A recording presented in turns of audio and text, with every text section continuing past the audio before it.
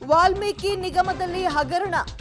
ಇದಕ್ಕೆ ಸಂಬಂಧಪಟ್ಟಂತೆ ಮತ್ತೊಂದು ಬಿಗ್ ಎಕ್ಸ್ಕ್ಲೂಸಿವ್ ಅನ್ನು ನೋಡ್ತಾ ಹೋಗೋಣ. ಪ್ರಕರಣ ಬೆಳಕಿಗೆ ಬರೋ ಮುನ್ನವೇ ಮೀಟಿಂಗ್ ನಡೆದಿತ್ತು.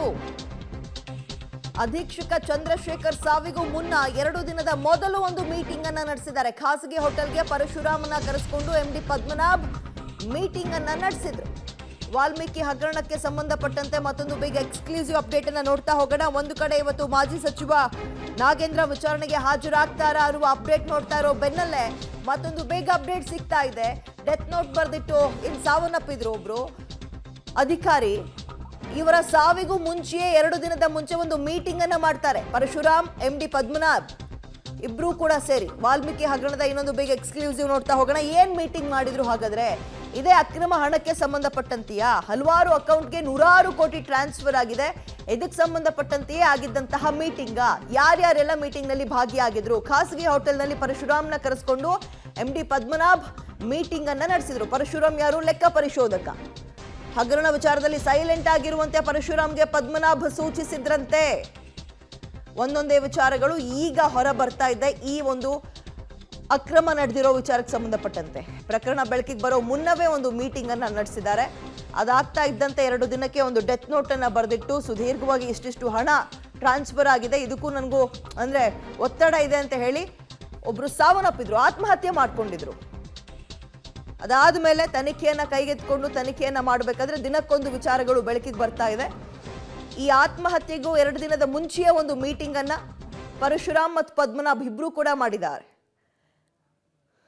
ಹಾಗಾದ್ರೆ ಏನ್ ಚರ್ಚೆ ಆಯ್ತು ಆ ಮೀಟಿಂಗ್ ನಲ್ಲಿ? ವಾಲ್ಮೀಕಿ ಹಗರಣದ ಮತ್ತೊಂದು ಬಿಗ್ ಎಕ್ಸ್ಕ್ಲೂಸಿವ್ ಅಪ್ಡೇಟ್ ಅನ್ನ ನೋಡ್ತಾ ಹೋಗೋಣ. ಒಂದು ಕಡೆ ತನಿಖೆ ಆಗ್ತಾ ಇದೆ ಈ ಪ್ರಕರಣ. ಚಂದ್ರಶೇಖರ್ ಎಲ್ಲವನ್ನೂ ಸ್ಟೇಟ್ಮೆಂಟ್ ತರಿಸೋನು 31 ಮಾರ್ಚ್ ಇದನ್ನ ತರಿಸಿಲ್ಲ, ತರಿಸ್ಬೇಕು ಸರ್. ತರಿಸಿಲ್ಲ, ಜವಾಬ್ದಾರಿ ಸರ್. ಸ್ಟೇಟ್ಮೆಂಟ್ಗೆ ಯಾಕೆ ಪತ್ರ ಬರೆದಿಲ್ಲ? ಚೆಕ್ ಬುಕ್ ಬಂದಿಲ್ವಲ್ಲ ಇನ್ನೂ ಅಂತ ಯಾಕೆ ಕೇಳಿಲ್ಲ? ಎಷ್ಟು ಹುಷಾರಾಗಿ ಮಾಡ್ತಾನೆ ಬೇರೆ ಇಲ್ಲ, ಇದನ್ನ ಯಾಕೆ ಮಾಡಿಲ್ಲ? ಮಾಡಬೇಕಾಯ್ತು ಸರ್. ಅವನದು ಪಾತ್ರ ಇದೆ ಸರ್. ಯಾಕಂದರೆ ಅವನು ನೆಗ್ಲಿಜೆನ್ಸಿ ಮತ್ತು ಅವನೇನು ಇನ್ವಾಲ್ವ್ ಅದನ್ನ ಗೊತ್ತಿಲ್ಲ ನನಗೆ. ಮಾಹಿತಿಯನ್ನು ಕೊಟ್ಟಿರ್ತಾನೆ. ಆಮೇಲೆ ಇದೆಲ್ಲವೂ ಕೂಡ ಲೆಟರ್ಗಳೆಲ್ಲ ನೋಡಿದ್ರೆ 4ನೇ ತಾರೀಕು ಮಾಡಿದ ತಕ್ಷಣ 4ನೇ ತಾರೀಕು ಅವೆಲ್ಲ ಹೆಂಗೆ ಬಂದು ಸರ್? ಎಷ್ಟು ದಿನ ಪ್ಲ್ಯಾನ್ ಮಾಡಿದ್ದಾರೆ? ಸರ್ ಯಾರಿದ್ದಾರದು? ನಮ್ಮ ಥರನೇ ನಮ್ಮದೆಲ್ಲ ಹಿಂಗೆ ಇರುತ್ತೆ ಅಂತ ಕೊಟ್ಟವರು ಆ ಕ್ಯಾಪೇಸು ಸರ್. ಅದೇ ನಂಗೆ ಅರ್ಥ ಆಗ್ತಾ ಇಲ್ಲ. ಇದೆಯಲ್ಲ ಚಂದ್ರಶೇಖರ್ ಎಲ್ಲವನ್ನೂ ಸ್ಟೇಟ್ಮೆಂಟ್ ತರಿಸೋನು 31 ಮಾರ್ಚ್ ಇದನ್ನ ತರಿಸಿಲ್ಲ, ತರಿಸ್ಬೇಕು ಸರ್. ತರಿಸಿಲ್ಲ, ಜವಾಬ್ದಾರಿ ಸರ್. ಸ್ಟೇಟ್ಮೆಂಟ್ಗೆ ಯಾಕೆ ಪತ್ರ ಬರೆದಿಲ್ಲ? ಚೆಕ್ ಬುಕ್ ಬಂದಿಲ್ವಲ್ಲ ಇನ್ನೂ ಅಂತ ಯಾಕೆ ಕೇಳಿಲ್ಲ? ಎಷ್ಟು ಹುಷಾರಾಗಿ ಮಾಡ್ತಾನೆ ಬೇರೆ ಇಲ್ಲ, ಇದನ್ನ ಯಾಕೆ ಮಾಡಿಲ್ಲ? ಮಾಡಬೇಕಾಯ್ತು ಸರ್. ಅವನದು ಪಾತ್ರ ಇದೆ ಸರ್. ಯಾಕಂದರೆ ಅವನು ನೆಗ್ಲಿಜೆನ್ಸಿ ಮತ್ತು ಅವನೇನು ಇನ್ವಾಲ್ವ್ ಅದನ್ನ ಗೊತ್ತಿಲ್ಲ ನನಗೆ. ಮಾಹಿತಿಯನ್ನು ಕೊಟ್ಟಿರ್ತಾನೆ. ಆಮೇಲೆ ಇದೆಲ್ಲವೂ ಕೂಡ ಲೆಟರ್ಗಳೆಲ್ಲ ನೋಡಿದ್ರೆ 4ನೇ ತಾರೀಕು ಮಾಡಿದ ತಕ್ಷಣ 4ನೇ ತಾರೀಕು ಅವೆಲ್ಲ ಹೆಂಗೆ ಬಂದು ಸರ್? ಎಷ್ಟು ದಿನ ಪ್ಲ್ಯಾನ್ ಮಾಡಿದ್ದಾರೆ? ಸರ್ ಯಾರಿದ್ದಾರದು? ನಮ್ಮ ಥರನೇ ನಮ್ಮದೆಲ್ಲ ಹಿಂಗೆ ಇರುತ್ತೆ ಅಂತ ಕೊಟ್ಟವರು ಆ ಕ್ಯಾಪೇಸು ಸರ್. ಅದೇ ನಂಗೆ ಅರ್ಥ ಆಗ್ತಾ ಇಲ್ಲ. ಇದೆಯಲ್ಲ ಚಂದ್ರಶೇಖರ್ ಎಲ್ಲವನ್ನೂ ಸ್ಟೇಟ್ಮೆಂಟ್ ತರಿಸೋನು 31 ಮಾರ್ಚ್ ಇದನ್ನ ತರಿಸಿಲ್ಲ, ತರಿಸ್ಬೇಕು ಸರ್. ತರಿಸಿಲ್ಲ, ಜವಾಬ್ದಾರಿ ಸರ್. ಸ್ಟೇಟ್ಮೆಂಟ್ಗೆ ಯಾಕೆ ಪತ್ರ ಬರೆದಿಲ್ಲ? ಚೆಕ್ ಬುಕ್ ಬಂದಿಲ್ವಲ್ಲ ಇನ್ನೂ ಅಂತ ಯಾಕೆ ಕೇಳಿಲ್ಲ? ಎಷ್ಟು ಹುಷಾರಾಗಿ ಮಾಡ್ತಾನೆ ಬೇರೆ ಇಲ್ಲ, ಇದನ್ನ ಯಾಕೆ ಮಾಡಿಲ್ಲ? ಮಾಡಬೇಕಾಯ್ತು ಸರ್. ಅವನದು ಪಾತ್ರ ಇದೆ ಸರ್. ಯಾಕಂದರೆ ಅವನು ನೆಗ್ಲಿಜೆನ್ಸಿ ಮತ್ತು ಅವನೇನು ಇನ್ವಾಲ್ವ್ ಅದನ್ನ ಗೊತ್ತಿಲ್ಲ ನನಗೆ. ಮಾಹಿತಿಯನ್ನು ಕೊಟ್ಟಿರ್ತಾನೆ. ಆಮೇಲೆ ಇದೆಲ್ಲವೂ ಕೂಡ ಲೆಟರ್ಗಳೆಲ್ಲ ನೋಡಿದ್ರೆ 4ನೇ ತಾರೀಕು ಮಾಡಿದ ತಕ್ಷಣ 4ನೇ ತಾರೀಕು ಅವೆಲ್ಲ ಹೆಂಗೆ ಬಂದು ಸರ್? ಎಷ್ಟು ದಿನ ಪ್ಲ್ಯಾನ್ ಮಾಡಿದ್ದಾರೆ? ಸರ್ ಯಾರಿದ್ದಾರದು? ನಮ್ಮ ಥರನೇ ನಮ್ಮದೆಲ್ಲ ಹಿಂಗೆ ಇರುತ್ತೆ ಅಂತ ಕೊಟ್ಟವರು ಆ ಕ್ಯಾಪೇಸು ಸರ್. ಅದೇ ನಂಗೆ ಅರ್ಥ ಆಗ್ತಾ ಇಲ್ಲ. ಬೈಟ್ ಕಾಪಿ ಕೊಡಿ. ದುಡ್ಡು ಬ್ಯಾಂಕ್ನವ್ರು ಪ್ರಾಬ್ಲಮ್ ಆಗುತ್ತೆ ಸರ್. ಅದು ಏನು? ಬ್ಯಾಂಕ್ನವರು ಈಗ ಕೇಸ್ ಮಾಡ್ತೀವಲ್ಲ, ನಮ್ಮ ದುಡ್ಡು ನಮ್ಗೆ ಕೊಡ್ತಾರೆ ಅವರು ಅಂತ. ಈಗ ಅಧ್ಯಕ್ಷರಿಗೆ ಹೇಳೋದ ಬೇಡವ ಅಂತ? ಇಲ್ಲ ಸರ್, ಅಧ್ಯಕ್ಷರಿಗೆ ಗಮನಕ್ಕೆ ತರಬೇಕು ಅಂತ. ಹೇಳಿದ್ರೆ ದೊಡ್ಡ ಅರ್ಧ ಅಂತ ಮಾಡಾಕ್ತಾರೆ. ಈಗ ಸೋಮವಾರ, ಮಂಗಳವಾರ, ಬುಧವಾರ 3 ದಿವಸ ಬಿಡೋಣ. ಇವತ್ತು 1 ದಿವಸ ಇವ್ರನ್ನ ಮ್ಯಾನೇಜ್ ಮಾಡಿ ಕಳಿಸಿ. ಇವನು ಅವನಿಗೂ ಅಷ್ಟೇ ಆಯ್ತಪ್ಪ, ಎಲ್ಲ ಪ್ರಿಂಟಿಗೆ ಕೇಳಿದ್ದೀನಿ ಕೊಡ್ತೀನಿ ನಿಮಗೆ ಅಂತ ಹೇಳಿ. ಆಮೇಲೆ ಇನ್ನೊಂದು ನಿಮ್ಗೆ ಏನು ಅಂತಂದರೆ, ಏನು ಯೂನಿಯನ್ ಬ್ಯಾಂಕ್ ಆಫ್ ಇಂಡಿಯಾ ಅದು ಇದೆ, ಅದನ್ನು ಕಂಪ್ಲೀಟ್ ತೋರಿಸ್ದೇನೆ ನಾವು ಮ್ಯಾನೇಜ್ ಮಾಡೋಕ್ಕಾಗಲ್ವಾ? ಹೆಂಗೆ ಮ್ಯಾನೇಜ್ ಮಾಡಿ? ಅಕೌಂಟೇ ತೋರಿಸ್ತೀರಾ? ಅಕೌಂಟೇ ತೋರಿಸಲ್ಲ. ಅಲ್ಲ ಸರ್, ಎಲ್ಲ ಗೊತ್ತಾಗುತ್ತಲ್ಲ ಸರ್ ಎಲ್ಲರಿಗೂ. ಗೊತ್ತಾಗ್ದಿರಾ? ಫಾರ್ ಎಕ್ಸಾಂಪಲ್ ಗೊತ್ತಾಗಲ್ಲ ಅಂದ್ಕೊಳ್ಳಿ. ಇವಾಗ ಏನು ಅಮೌಂಟ್ ಇದೆ ಅದೊಂದು ಲೆಟರ್ ಕೊಟ್ಟು ಬೇರೆ ಅಕೌಂಟಿಗೆ ಟ್ರಾನ್ಸ್ಫರ್ ಮಾಡ್ಕೊಂಡ್ಬರೋದು. ಅಲ್ಲ ಬೈಟ್ ಕಾಪಿ ಕೊಡಿ. ದುಡ್ಡು ಬ್ಯಾಂಕ್ನವ್ರು ಪ್ರಾಬ್ಲಮ್ ಆಗುತ್ತೆ ಸರ್. ಅದು ಏನು? ಬ್ಯಾಂಕ್ನವರು ಈಗ ಕೇಸ್ ಮಾಡ್ತೀವಲ್ಲ, ನಮ್ಮ ದುಡ್ಡು ನಮ್ಗೆ ಕೊಡ್ತಾರೆ ಅವರು ಅಂತ. ಈಗ ಅಧ್ಯಕ್ಷರಿಗೆ ಹೇಳೋದ ಬೇಡವ ಅಂತ? ಇಲ್ಲ ಸರ್, ಅಧ್ಯಕ್ಷರಿಗೆ ಗಮನಕ್ಕೆ ತರಬೇಕು ಅಂತ ಹೇಳಿದ್ರೆ ದೊಡ್ಡ ರಾದ್ದಾಂತ ಮಾಡಕ್ತಾರೆ. ಈಗ ಸೋಮವಾರ ಮಂಗಳವಾರ ಬುಧವಾರ 3 ದಿವಸ ಬಿಡೋಣ, ಇವತ್ತು ಒಂದು ದಿವಸ ಇವ್ರನ್ನ ಮ್ಯಾನೇಜ್ ಮಾಡಿ ಕಳಿಸಿ. ಇವನು ಅವನಿಗೂ ಅಷ್ಟೇ, ಆಯ್ತಪ್ಪ ಎಲ್ಲ ಪ್ರಿಂಟಿಗೆ ಕೇಳಿದ್ದೀನಿ ಕೊಡ್ತೀನಿ ನಿಮಗೆ ಅಂತ ಹೇಳಿ. ಆಮೇಲೆ ಇನ್ನೊಂದು ನಿಮ್ಗೆ ಏನು ಅಂತಂದರೆ, ಏನು ಯೂನಿಯನ್ ಬ್ಯಾಂಕ್ ಆಫ್ ಇಂಡಿಯಾ ಅದು ಇದೆ, ಅದನ್ನು ಕಂಪ್ಲೀಟ್ ತೋರಿಸ್ದೇನೆ ನಾವು ಮ್ಯಾನೇಜ್ ಮಾಡೋಕ್ಕಾಗಲ್ವ? ಹೆಂಗೆ ಮ್ಯಾನೇಜ್ ಮಾಡಿ ಅಕೌಂಟೇ ತೋರಿಸ್ತೀರಾ? ಅಕೌಂಟೇ ತೋರಿಸಲ್ಲ. ಅಲ್ಲ ಸರ್, ಎಲ್ಲ ಗೊತ್ತಾಗುತ್ತಲ್ಲ ಸರ್, ಎಲ್ಲರಿಗೂ ಗೊತ್ತಾಗ್ದಿರಾ? ಫಾರ್ ಎಕ್ಸಾಂಪಲ್ ಗೊತ್ತಾಗಲ್ಲ ಅಂದ್ಕೊಳ್ಳಿ. ಇವಾಗ ಏನು ಅಮೌಂಟ್ ಇದೆ ಅದೊಂದು ಲೆಟರ್ ಕೊಟ್ಟು ಬೇರೆ ಅಕೌಂಟಿಗೆ ಟ್ರಾನ್ಸ್ಫರ್ ಮಾಡ್ಕೊಂಡ್ಬಿಡೋದು. ಅಲ್ಲ ಬೆಳ್ಳಿ ಕಾಪಿ ಕೊಡಿ. ದುಡ್ಡು ಬ್ಯಾಂಕ್ನವ್ರು ಪ್ರಾಬ್ಲಮ್ ಆಗುತ್ತೆ ಸರ್. ಅದು ಏನು ಬ್ಯಾಂಕ್ನವರು ಈಗ ಕೇಸ್ ಮಾಡ್ತೇವಲ್ಲ, ನಮ್ಮ ದುಡ್ಡು ನಮ್ಗೆ ಕೊಡ್ತಾರೆ ಅವರು ಅಂತ. ಈಗ ಅಧ್ಯಕ್ಷರಿಗೆ ಹೇಳೋದ ಬೇಡವ ಅಂತ? ಇಲ್ಲ ಸರ್, ಅಧ್ಯಕ್ಷರಿಗೆ ಗಮನಕ್ಕೆ ತರಬೇಕು ಅಂತ ಹೇಳಿದ್ರೆ ದೊಡ್ಡ ರಾದ್ದಾಂತ ಮಾಡಕ್ತಾರೆ. ಈಗ ಸೋಮವಾರ ಮಂಗಳವಾರ ಬುಧವಾರ 3 ದಿವಸ ಬಿಡೋಣ, ಇವತ್ತು ಒಂದು ದಿವಸ ಇವ್ರನ್ನ ಮ್ಯಾನೇಜ್ ಮಾಡಿ ಕಳಿಸಿ. ಇವನು ಅವನಿಗೂ ಅಷ್ಟೇ, ಆಯ್ತಪ್ಪ ಎಲ್ಲ ಪ್ರಿಂಟಿಗೆ ಕೇಳಿದ್ದೀನಿ ಕೊಡ್ತೀನಿ ಅಂತ ಹೇಳಿ.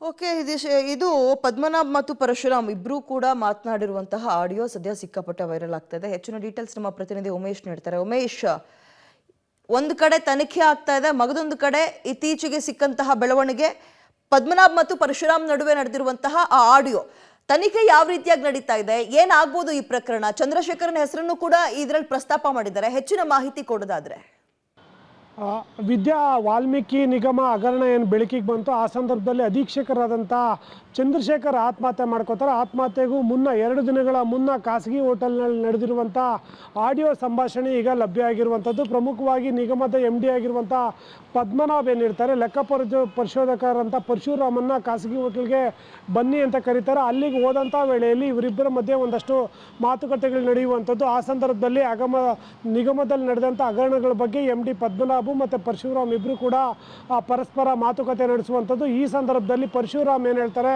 ಈ ಹಗರಣ ಸಂಬಂಧಪಟ್ಟ ಹಾಗೆ ಎಲ್ಲರಿಗೂ ಕೂಡ ವಿಚಾರ ಬೆಳಕಿಗೆ ಬರ್ತಾ ಇದೆ, ಹಾಗಾಗಿ ಅಧ್ಯಕ್ಷರಿಗೆ ಈ ಮಾಹಿತಿಯನ್ನು ತಿಳಿಸೋಣ ಅಂತೇಳಿ ಪರಶುರಾಮ್ ಹೇಳ್ತಾರೆ. ಆದರೆ ಅಧ್ಯಕ್ಷರಂದರೆ ಶಾಸಕರಾದಂಥ ಬಸವನಗೌಡ ಏನು ದದ್ದಲ್ ಏನಿದ್ದಾರೆ ಅವರು ಅಧ್ಯಕ್ಷರಾಗಿದ್ದಾರೆ, ಹಾಗಾಗಿ ಅವ್ರಿಗೆ ವಿಚಾರ ತಿಳಿಸೋಣ ಅಂತೇಳಿ ಪರಶುರಾಮ್ ಹೇಳ್ತಾರೆ. ಆದರೆ MD ಪದ್ಮನಾಭ್ ಏನಿದ್ರು ಅವರು ಅದಕ್ಕೆ ಒಪ್ಪೋದಿಲ್ಲ. ಅಂದರೆ ಈ ಸಂದರ್ಭದಲ್ಲಿ ಬೇಡ, ಈ ಸಂದರ್ಭದಲ್ಲಿ ವಿಚಾರ ಬೆಳಕಿಗೆ ಹೊರಗಡೆ ಹೇಳಿದರೆ ವಿಚಾರ ದೊಡ್ಡದಾಗುತ್ತೆ, ಸಮಸ್ಯೆ ಆಗುತ್ತೆ ಅಂತ ಏನು ಪರಶುರಾಮನ್ನು ಕಂಟ್ರೋಲ್ ಮಾಡುವಂಥದ್ದು. ಅದಾದ ನಂತರದಲ್ಲೂ ಕೂಡ ನಿಗಮದಲ್ಲಿ ಯಾರ್ಯಾರು ಅಮೌಂಟ್ ಹೊಡೆದ್ರು ಮತ್ತು ಯಾರ ಮುಖಾಂತರ ಹೋಯಿತು ಅಮೌಂಟ್ ಅನ್ನೋದ್ರ ಬಗ್ಗೆ ಕೂಡ ಇವರಿಬ್ಬರು ಪರಸ್ಪರ ಚರ್ಚೆ ಆಗಿರುವಂಥದ್ದು. ನಂತರದಲ್ಲಿ ಯಾವಾಗ ಪ್ರಕರಣ ಬೆಳಕಿಗೆ ಬರುತ್ತೆ, ಅಧಿಕಾರಿ ಆತ್ಮಹತ್ಯೆ ಮಾಡ್ಕೋತಾರೆ, ಹೈಗ್ರೌಂಡ್ಸ್ ಪೊಲೀಸ್ ಠಾಣೆಯಲ್ಲಿ ಪ್ರಕರಣ ದಾಖಲಾದ ನಂತರದಲ್ಲಿ SIT ರಚನೆ ಆಗುತ್ತೆ. SIT ರಚನೆಯಾಗಿ ಇಲ್ಲಿವರೆಗೂ ಕೂಡ ಪದ್ಮನಾಭೂ ಸೇರಿದಂತೆ 11 ಜನರನ್ನು ಈಗಾಗಲೇ SIT ಅಧಿಕಾರಿಗಳು ಬಂಧನ ಮಾಡಿರುವಂಥದ್ದು.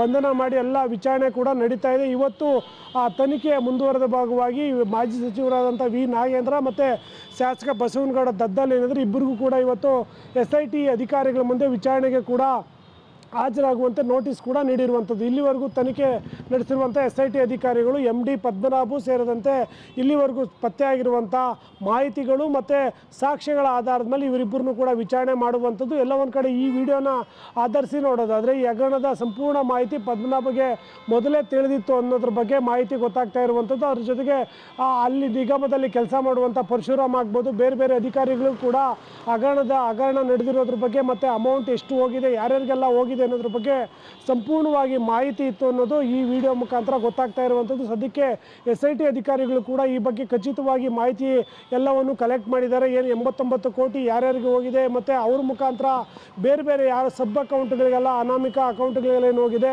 ಆ ಬಗ್ಗೆ ಕೂಡ ಸಂಪೂರ್ಣವಾಗಿ ಮಾಹಿತಿಗಳನ್ನು ಕೂಡ ಕಲೆಕ್ಟ್ ಮಾಡಿರುವಂಥದ್ದು.